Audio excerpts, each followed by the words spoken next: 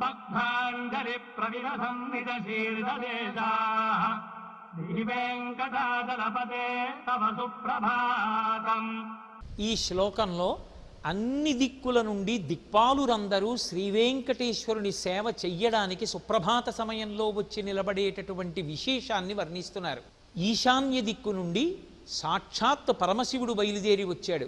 తూర్పు నుండి ఇంద్రుడు, ఆగ్నేయము నుండి అగ్ని, దక్షిణ దిక్కు నుండి యమధర్మరాజు, అలాగే నైరుతి నుండి నిరుతి, అలాగే పశ్చిమం నుంచి వరుణుడు, అలాగే వాయవ్యం నుంచి వాయువు, ఉత్తరాన్నించి కుబేరుడు, అన్ని దిక్కుల నుంచి అందరు దిక్పాలకులు కూడా వచ్చి నీకు నమస్కారం చెయ్యాలనేటటువంటి కుతూహలంతో రెండు చేతులు జోడించి, జోడింపబడినటువంటి ఆ రెండు చేతుల మీద తమ శిరస్సు నుంచి నీ ముందు వంగినప్పుడు ప్రకాశిస్తున్నటువంటి వారి యొక్క శిరస్సులు, వారి కిరీటములు, అందులో ఉండేటటువంటి మణుల కాంతులు భక్తులకు ద్యోతకమవుతున్నాయని ఈ శ్లోకంలో ఆవిష్కరిస్తున్నారు.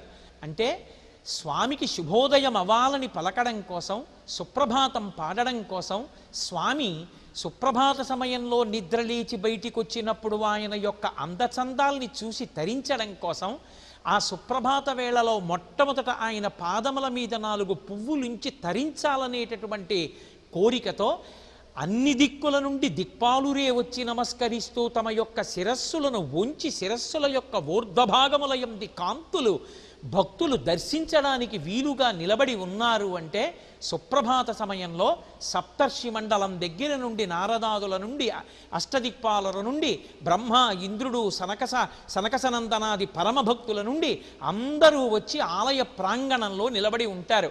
అటువంటి సమయంలో మనం కూడా అక్కడ నిలబడి ఉండడం ఎన్ని కోట్ల జన్మల యొక్క సుకృతమో అర్థం చేసుకుని పరమవైదికమైనటువంటి స్థితిలో దేవాలయానికి వెళ్ళి మౌనంగా నిలబడి ఆ సుప్రభాత పఠనాన్ని విని తరించవలసినటువంటి అవసరాన్ని అంతర్లీనంగా ఆవిష్కరించినటువంటి పరమాద్భుతమైన శ్లోకం ఈ శ్లోకం.